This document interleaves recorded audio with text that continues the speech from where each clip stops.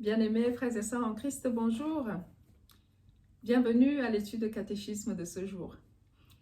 Donc aujourd'hui, après avoir vu ce que signifie l'Église avec grand E, c'est-à-dire cet ensemble de tous ceux qui confessent le Christ comme leur Seigneur et Sauveur, aujourd'hui, voyons ce que signifie le royaume de Dieu.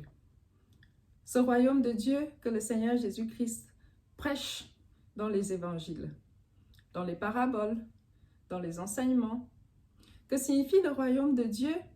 Il est pour qui, où et quand? La suite après la prière.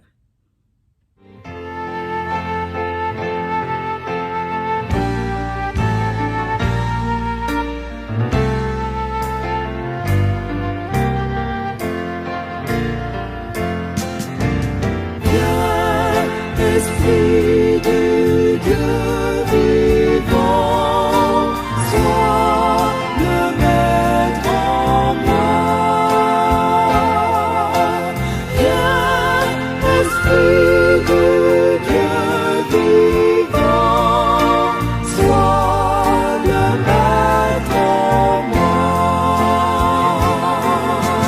Sonde-moi.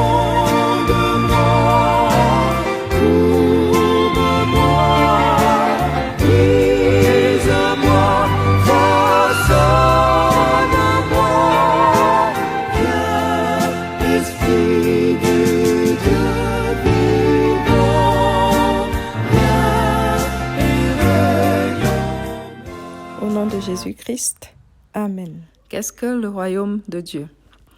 Dans notre catéchisme, il est écrit « Le royaume de Dieu est l'ensemble des croyants qui aiment Dieu, qui gardent sa parole et qui décident de vivre dans la justice, la paix et l'amour envers Dieu et les hommes. » Dans cette définition, on remarque quelque chose d'essentiel.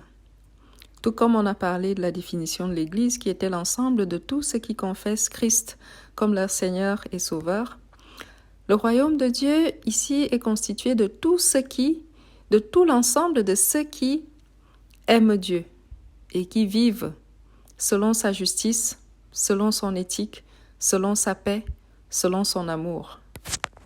En quelque sorte, tous ceux qui se conforment à Dieu, tous ceux qui veulent vivre selon son règne.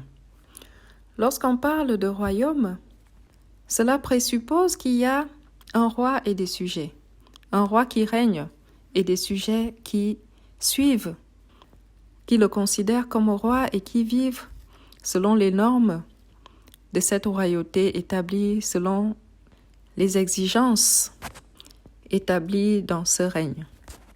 Nous connaissons les royaumes terrestres, nous connaissons les royaumes humains, les formes de gouvernement que le monde a eu à expérimenter, de la dictature à la démocratie.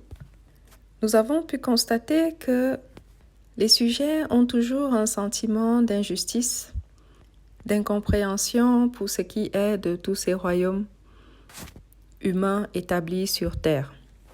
Même s'il y a toujours un parti qui l'emporte sur l'autre, ou un dirigeant qui est plus suivi que d'autres dirigeants, l'histoire nous a démontré que les royaumes des hommes sont limités dans leur pouvoir, dans leur justice, dans leur façon d'exercer.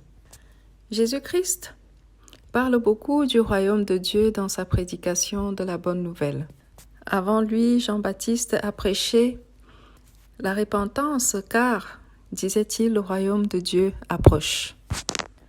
Dans l'Ancien Testament, on voit que Dieu a promis au peuple d'Israël un roi issu de la lignée de David, qui allait venir sur terre et délivrer Israël de la captivité. Lorsque le Seigneur Jésus vient naître parmi les hommes, il n'est pas le roi que le peuple de Juda attendait concrètement. Parce qu'il faut dire qu'à Israël, en Judée, parce qu'il vivait sous l'oppression de l'ennemi, le peuple attendait avec beaucoup d'espoir l'arrivée d'un roi qui allait délivrer Israël Mais ils n'attendaient pas un roi qui vient délivrer non seulement Israël, mais aussi le monde entier de la servitude, du péché et de la condamnation. Non, c'est pas ce que le peuple de Judée attendait. Ils attendaient un roi fougueux, un puissant roi politique qui allait commencer par écraser tous les Romains qui les asservissaient et puis qui allait relever Israël, faire monter la nation en gloire au milieu du monde. Ils attendaient un roi dans le sens humain, politique. Et lorsque le Seigneur Jésus arrive, non seulement il annonce le royaume de Dieu, mais on peut dire qu'il vient l'inaugurer. Il ne parle pas d'un royaume où il va monter une armée avec des chars de guerre pour aller combattre les Romains et tous les ennemis, non. Il parle d'un royaume qui est aux antipodes des considérations humaines du règne. Jésus parle d'un royaume illimité dans l'espace et dans le temps. Donc on peut dire un royaume qui s'étend du ciel à la terre et qui n'aura pas de fin. Un royaume paradoxal qui, contrairement au royaume humain, ne se manifeste pas dans la force, dans l'oppression, mais qui se manifeste dans la patience, dans l'amour, dans le sacrifice d'un Fils qui quitte sa gloire divine pour se faire humain. Un royaume qui révèle les valeurs profondes que Dieu prône.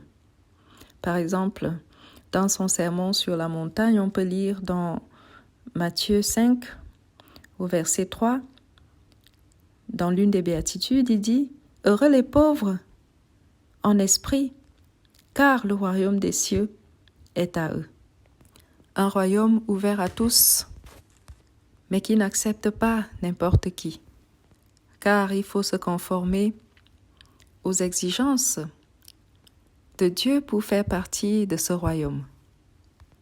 Alors pour qui est ce royaume de Dieu?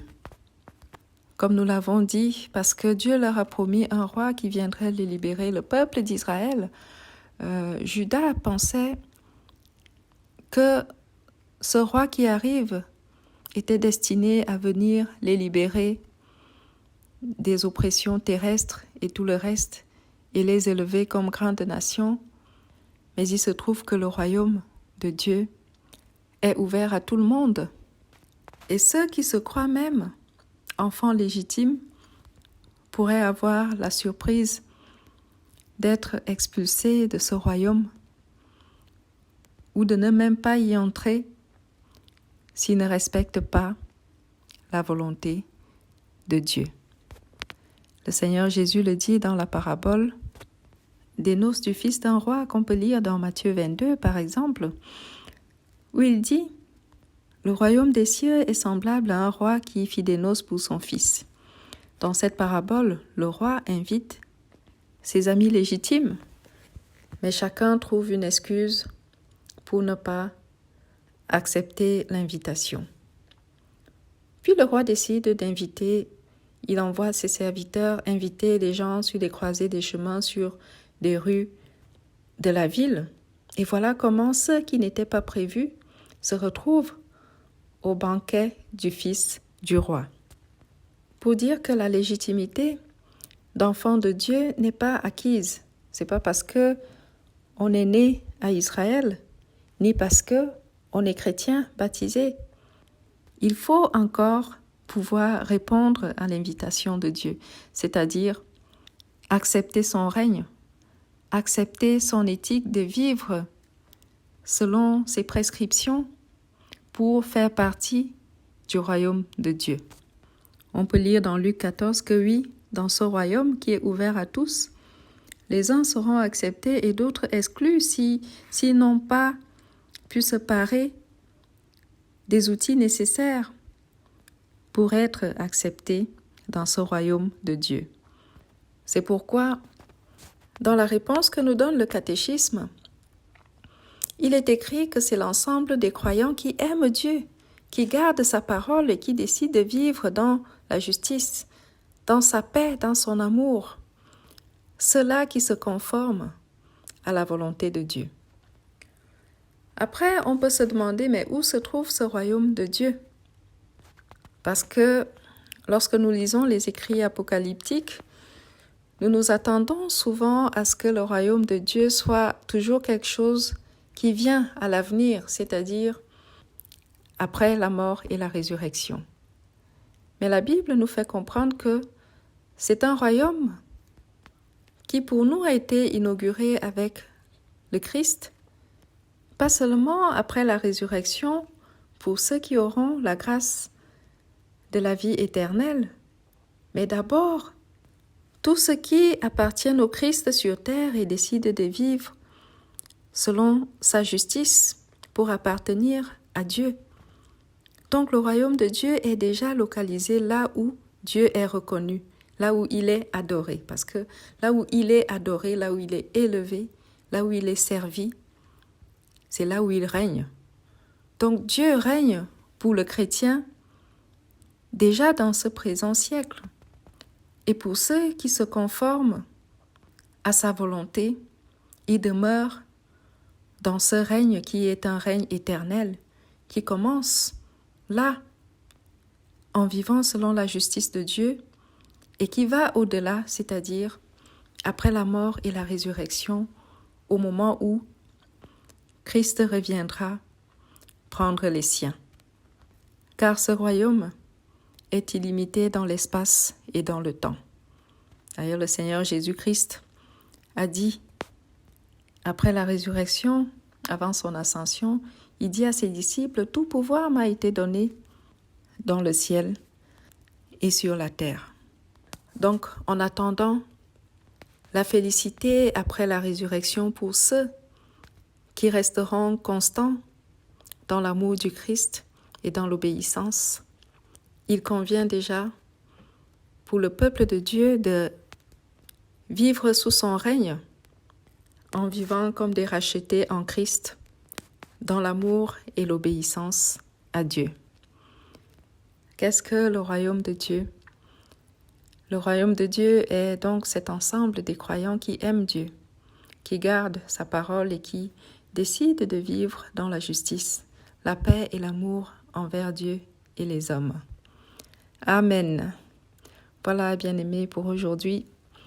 Je vous dis à la semaine prochaine pour la question 32 de notre catéchisme. D'ici là, que Dieu nous garde et que Dieu nous bénisse. Amen.